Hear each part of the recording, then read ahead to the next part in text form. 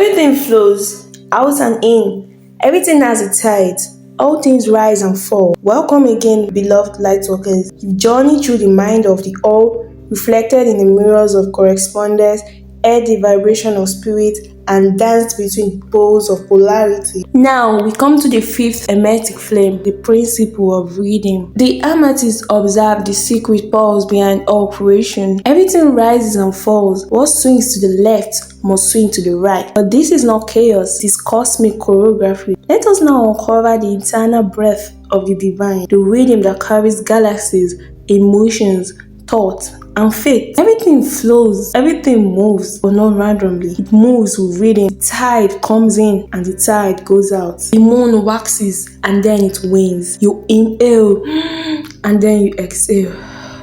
Even civilizations rise, then fall. There is a beat to everything, a swing, a spiral, a wave. Let me tell you a story, one that lives in the symbol. In a forgotten village, nestled between two eternal rivers, one flowing eastward, the other west, there lived a weaver named Casey. Her tapestries were famous not for their colors, but for their rhythm. The way the threads danced between light and dark, joy and sorrow, chaos and harmony. One day, Casey became obsessed with only weaving the light threads. Why must there be darkness? She asked. Why must there be sorrow at all? So she abandoned her balanced tapestries and began weaving only light. At first, her work was praised, brilliant and golden, like sunlight trapped in cloth. But soon, the cloth began to unravel. Threads snapped, the fabric tore. Confused and devastated, she wandered to the rivers and met an old fairy man with no eyes, only pendulums where his pupils should be. He spoke. Child of rhythm, the swing toward one extreme is always matched by its return. To deny the night is to insult the dawn. Your tapestry must breathe. Casey realized her mistake. She had fought the natural rhythm, trying to live in only half of life. She returned to weaving this time, letting shadow dance with light,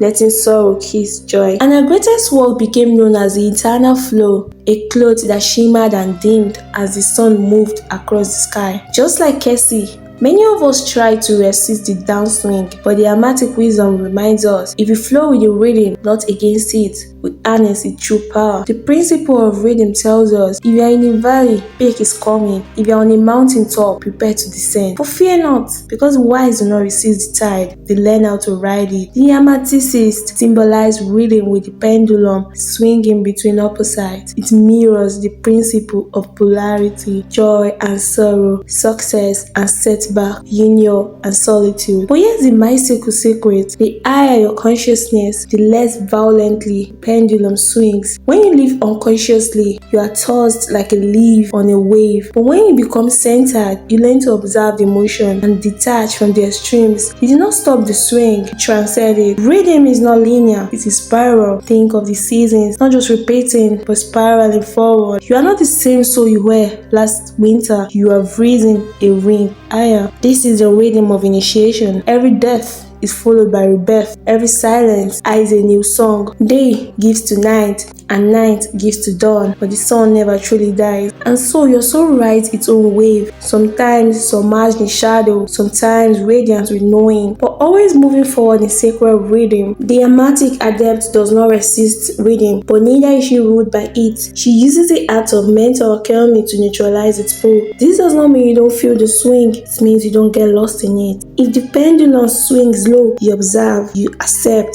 and you anchor in inner knowing. Let this matter guide you. This too is rhythm. I rise with grace, I fall with purpose. Like the master surfer who rides the wave, you do not fight the ocean, you listen to its tempo and become one with its flow. And now, Lightworker, you have lit the fifth flame, the secret of the divine rhythm. Begin to watch the waves of your life, not as punishment, but as patterns. When you rise, celebrate with humility. When you fall, reflect with patience. Let go of the illusion of permanence. All things move, all things shift, but your center can remain still. Let this be your invocation. I move with the rhythm of the cosmos. I rise and fall, but I am anchored in the eternal. Next, we move toward the sixth principle, the law of cause and effect, where karma, destiny, and divine choice intersect. Click the next video in the playlist and discover how every ripple has a root. Until then, live rhythmically, dance symbolically, and remember, you are not separate from the tide, you are the tide, learning to flow with itself.